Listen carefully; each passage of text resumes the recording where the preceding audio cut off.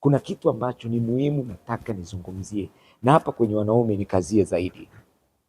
Yule mwanaume sio mjinga anayekuja anakuambia mke wangu naomba unisamehe.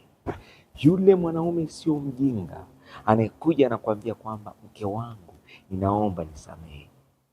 Yule mwanaume hajakosa akili, yule anayekuja anakuambia mke wangu ninaomba unisamehe, nimekosa. Sasa kuna wamama wengine wanachukulia ile kama advantage fulani kuwatesa wanaume.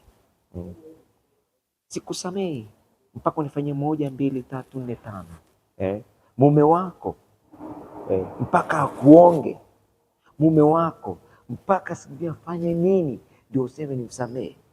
Kuna watu wa namna hiyo. Sawa, ni kweli kuna wanaume wengine wanafanya mambo mabaya machafu kabisa. Sasa sisemi tu kwamba wanaume tuchukue nafasi hiyo kwamba tuende tufanye mabaya alafu tuje tuchukue kwa sababu mwanamke ni mtu wa kusamehe. Hapana, lakini nazungumzia kwa yule mwanaume mnyenyekevu ambaye Mungu amekupa, kwa yule mwanaume ambaye ni mpole Mungu amekupa, kwa yule mwanaume ambaye ni responsible Mungu aliyekupa, kwa yule mwanaume ambaye anasimama kama baba wa familia, kwa yule mwanaume ambaye anajua wajibu wake kama mume wa familia, kama baba, anakuja anakuambia mke wangu ninaomba unisamehe.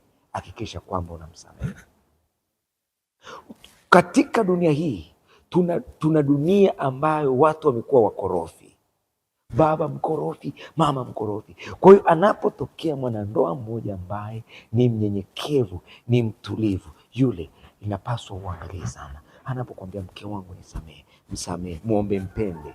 Naona kwamba Mungu amekupa kitu cha thamani na bora.